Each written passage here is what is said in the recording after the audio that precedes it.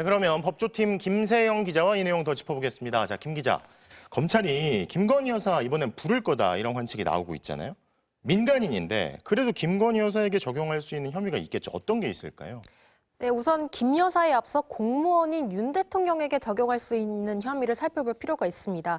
윤 대통령은 명태균 씨로부터 비공표 여론조사 등을 무상으로 제공받고 그 대가로 김영선 전 의원의 공천에 개입했다는 의혹을 받고 있죠. 일단 정치자금법 적용이 가능하다는 게 법조계의 대체적인 시각입니다.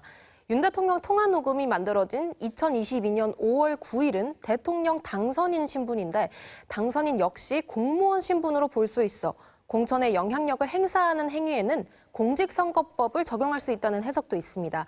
그런데 김건희 여사의 경우는 공무원이 아닌 사인 신분이잖아요.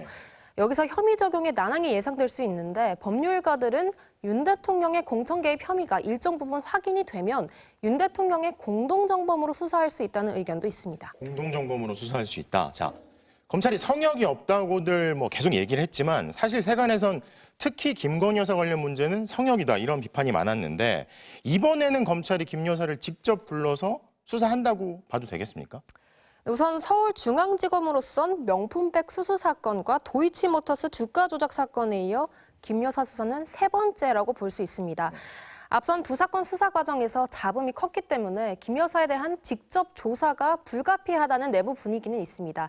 다만 앞서 언급해드린 것처럼 김 여사에게 어떤 혐의를 적용할 수 있는가가 중요합니다. 피의자로 입건하지 못하고 참고인 신분이라면 김 여사 조사가 수월하지 않을 수도 있기 때문입니다. 만약 윤 대통령이 앞서 내란 우두머리 혐의와 관련해 공수처 수사를 거부한 것처럼 김 여사도 검찰 소환을 거부할 가능성도 배제할 수 없는 상황이라 수사 의지가 무엇보다 중요해 보입니다. 민간인인 김 여사도 소환을 거부할 수 있다. 수사 의지가 중요하다는 건데 사실 김건희 여사가 워낙 주목을 받지만 이 사안이 윤 대통령 부부에 관한 의혹인 거잖아요. 그렇다면 이 핵심 당사자인 윤 대통령 검찰 조사 여기까지 확대가 될 수 있는 거겠죠?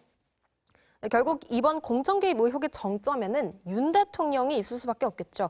당선인 또는 현직 대통령으로서 실제 권한이 있었기 때문인데요. 결국 이 수사를 종결하기 위해 윤 대통령 조사는 필수적입니다. 다만 내란 외환 이외 범죄에 대한 불소추 특권 때문에 그동안 조사가 쉽지 않다고 본 건데요. 검찰이 불소추 특권을 침해하지 않는 범위에서 직접 조사가 가능한지 여부를 놓고 법리 검토에 들어간 것으로 전해졌습니다. 대통령 탄핵 심판 결론이 임박한 상황, 또 수사기관이 내란, 외환 이외의 범죄를 수사하고 있는 상황, 이 모든 게 전례가 없잖아요. 그렇죠. 우선 이론적으로 면밀히 따져보겠다는 취지로 보입니다. 수사 의지가 중요하다는 이야기가 계속 뇌를 맴돕니다. 자, 김세영 기자 잘 들었습니다.